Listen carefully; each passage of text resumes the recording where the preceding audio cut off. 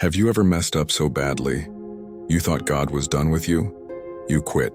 You ran, you let people down. That's the story of Mark. And maybe it's your story too. Mark, also known as John Mark, started strong. He was close to Peter.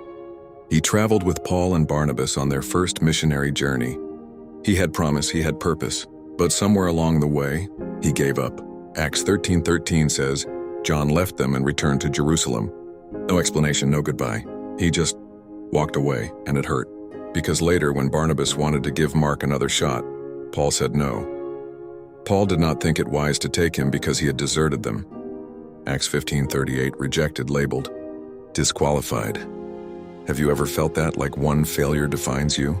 Like one mistake canceled your calling? But God wasn't finished with Mark.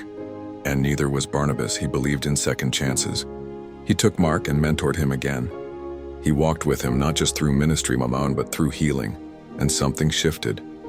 Because years later, the same Paul who once said no, now says this: get Mark and bring him with you because he is helpful to me in my ministry. 2 Timothy 4:11, wow. Mark went from failure to being fruitful again. And not only that, he wrote the Gospel of Mark, the first written account of Jesus' life, a book that has changed millions of lives. How? Because our failure doesn't cancel God's purpose, and His grace is bigger than our worst moments. Maybe right now you feel like Mark. You started well, but somewhere along the way you lost your fire. You messed up, you let people down.